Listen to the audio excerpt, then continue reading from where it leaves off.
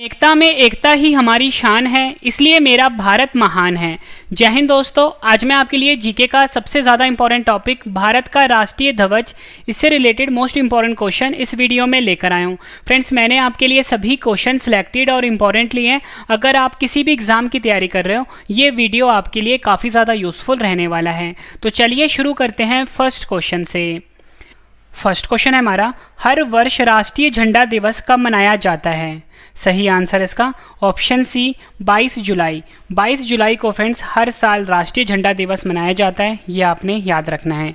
वहीं फ्रेंड्स अगर हम बात करें 15 अगस्त की, 15 अगस्त को हर साल स्वतंत्रता दिवस मनाया जाता है। 26 जनवरी को गणतंत्र दिवस मनाया जाता है और 2 अक्टूबर को मनाया जाता है गांधी जयंती। और इस क्वेश्चन का सही आंसर था राष्ट्रीय झंडा दिवस 22 जुलाई को मनाया जाता है। अगला क्वेश्चन एग्जाम में हर साल रिपीट होता है, संविधान सभा के झंडा समिति के अध्यक्ष कौन थे?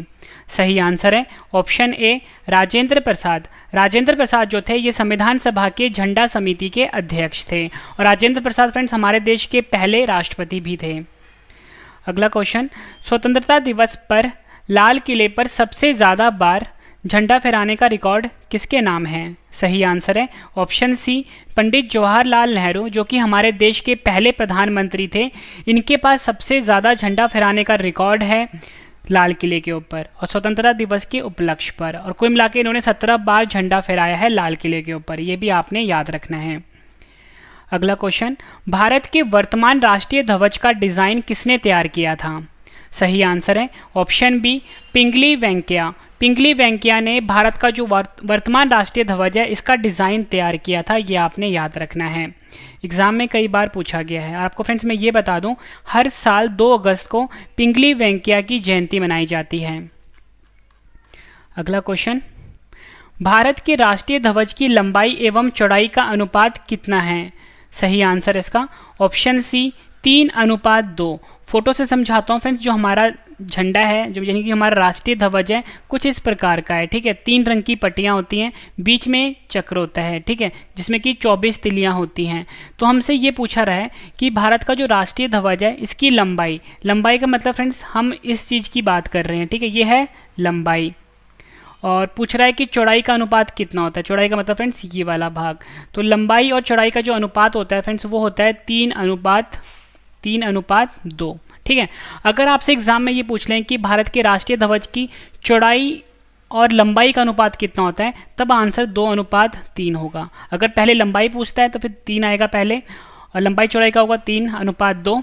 ठीक है, और वहीं अगर बात करें चौड़ाई और लंबाई के अनुपात की, फिर 2:3 होगा। ठीक है, ये आपने याद रखना है। कुछ हम इंपॉर्टेंट पॉइंट डिस्कस कर लेते हैं। देश के तिरंगे के नाम के स्वरूप 3 अलग अलग रंग की पट्टियाँ होती हैं, जिसमें सबसे ऊपर केसरिया, फिर सफ़ेद, सबसे नीचे हरे रंग की पट्टी होती है। मतलब सबसे ऊपर वाला रंग होता है केसरिया, फिर बीच में सफ़ेद होता है, सबसे नीचे होता है हरे रंग की पट्टी। झंडे के बीच में जो सफ़ेद वाली पट्टी होती है उसमें नीले रंग का एक अशोक चक्र होता है, जिसमें कि कुल मिला के 24 तिलियाँ होती हैं, ये आपने याद रखना है। अगला क्वेश्चन, स्वतंत्रता दिवस यानी कि इंडिपेंडेंस डे, जिसे कि हम 15 अगस्त के नाम से भी जानते हैं, को भारत का ध्वजारोहण कौन करते हैं?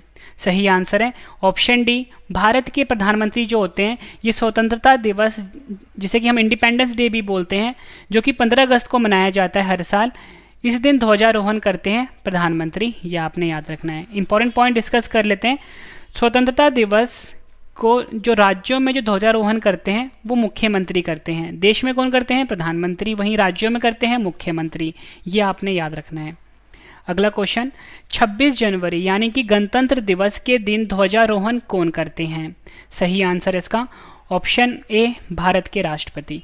भारत के जो राष्ट्रपति होते हैं वो 26 जनवरी के दिन यानी कि गणतंत्र दिवस के दिन झंडा फहराते हैं लाल किला पे। इंपॉर्टेंट पॉइंट डिस्कस कर लेते हैं। 26 जनवरी को गणतंत्र दिवस के दिन राज्यों में राज्यपाल ध्वजारोहण करते हैं। ठीक है, ध्यान से समझना है आपने। गणतंत्र दिवस के दिन राज्यों में राज्यपाल ध्वजारोहण करते हैं, वहीं देश में करते हैं राष्ट्रपति। गणतंत्र दिवस की बात हो रही है, दोनों में आपने कंफ्यूज नहीं होना। स्वतंत्रता दिवस की बात हो तो प्रधानमंत्री होंगे, गणतंत्र दिवस की बात हो तो राष्ट्रपति होंगे। भारत के राष्ट्रीय ध्वज के मध्य में बने धर्म चक्र का रंग क्या है? सही आंसर है ऑप्शन बी गहरे नीले रंग का होता है भारत के राष्ट्रीय ध्वज के बीच में, ध्वज के मध्य में बने धर्म चक्र का रंग, ये आपने याद रखना है।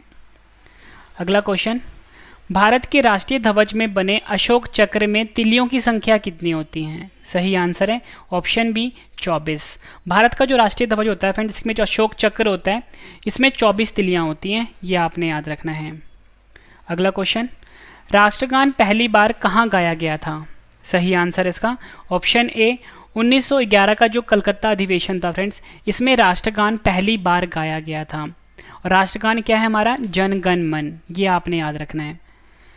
भारत के तिरंगे झंडे में चरखे की जगह चक्र कब अस्तित्व में आया? सही आंसर इसका ऑप्शन बी 22 जुलाई 1947 को। 22 जुलाई 1947 को जो भारत का तिरंगा है इसमें चरखे की जगह चक्र का प्रयोग हुआ। राष्ट्रीय गान जन गण मन के रचयिता कौन है? सही आंसर इसका ऑप्शन डी रविंद्रनाथ टैगोर राष्ट्रीय गान जन गण मन के रचयिता हैं। इंपॉर्टेंट पॉइंट डिस्कस कर लेते हैं। भारत के राष्ट्रीय गान जन गण मन का अंग्रेजी अनुवाद भी रविंद्रनाथ टैगोर ने किया था, ये आपने याद रखना है। और जो राष्ट्रीय गान जन गण मन को जो अंग्रेजी अनुवाद किया गया था रविंद्रनाथ टैगोर के द्वारा, वो था मॉर्निंग सॉन्ग ऑफ इंडिया। ठीक है, ये आपने याद रखना है। और मैं आपको ये बता दूं कि राष्ट्रगान जो पहली बार 26 जनवरी 1911 को कलकत्ता अधिवेशन में गाया गया था। इसमें भी एग्जाम में कई बार पूछा गया क्वेश्चन है ये। और संविधान सभा ने 24 जनवरी 1950 को इसे राष्ट्रीय गान के रूप में अपनाया था। ये क्वेश्चन भी एग्जाम में पूछा गया, कब अपनाया था राष्ट्रीय गान को? संविधान सभा ने 24 जनवरी 1950 को। राष्ट्रीय गान जन गण मन को संपूर्ण रूप में गाने में 52 सेकंड का समय लगता है, ये आपने याद रखना है। और राष्ट्रीय गान जन गण मन को संक्षिप्त में गाने में 20 सेकंड का समय लगता है। अगला क्वेश्चन, यह कथन किसका है? एक ध्वज ना सिर्फ हमारी स्वतंत्रता बल्कि सभी लोगों की स्वतंत्रता का प्रतीक है। सही आंसर है ऑप्शन ए जवाहरलाल नेहरू। जवाहरलाल नेहरू ने कहा था एक ध्वज ना सिर्फ हमारी स्वतंत्रता बल्कि सभी लोगों की स्वतंत्रता का प्रतीक है। अगला क्वेश्चन, भारत का राष्ट्रीय गीत कौन सा है?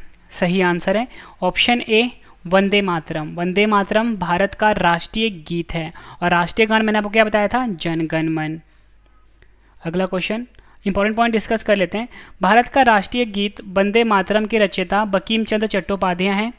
भारत का राष्ट्रीय गीत वंदे मातरम गाने में 65 सेकंड का समय लगता है, ये आपने याद रखना है। राष्ट्रीय गीत की बात हो रही है और रचयिता कौन है? बंकिम चंद्र चट्टोपाध्याय।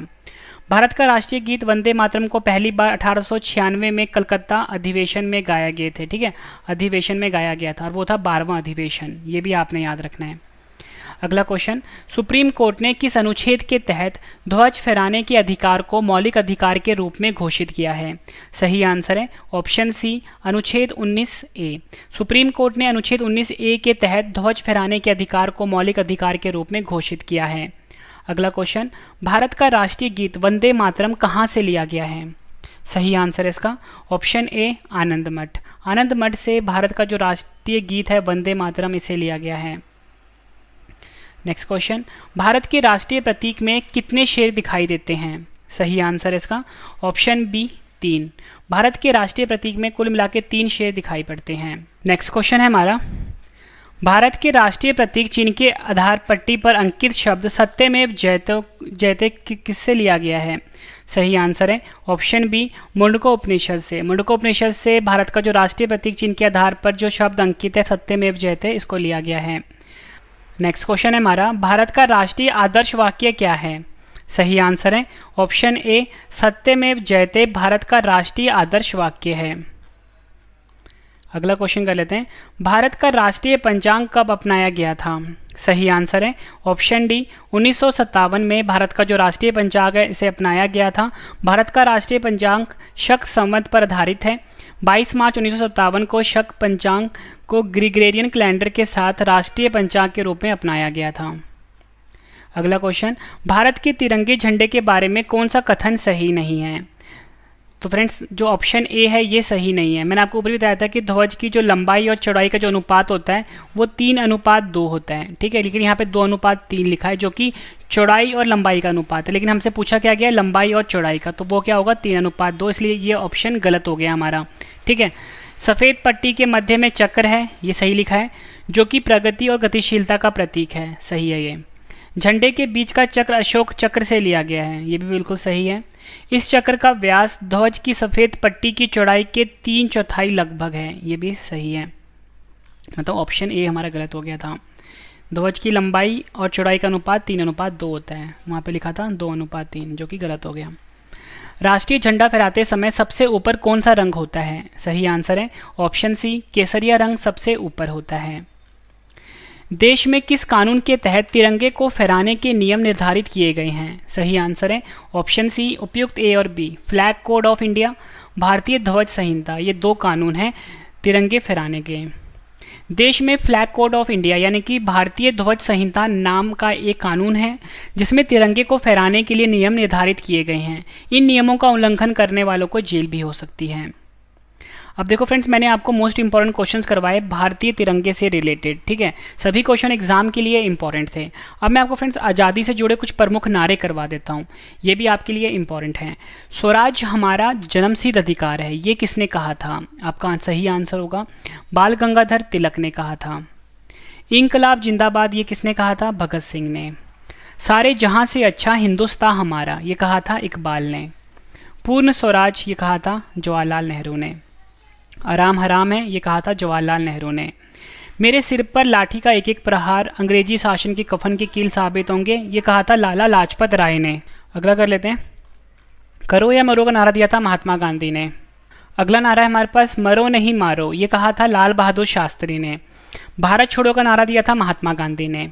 सरफरोशी की तमन्ना अब हमारे दिल में है, ये नारा दिया था राम प्रसाद बिस्मिल ने। अगला है हमारा विजय विश्व तिरंगा प्यारा, ये नारा दिया था श्यामलाल गुप्ता पार्षद ने। दिल्ली चलो का नारा दिया था सुभाष चंद्र बोस ने। दास्ता के हलवे से आज़ादी के सूखे चने कई अच्छे हैं, ये कहा था सुभाष चंद्र बोस ने।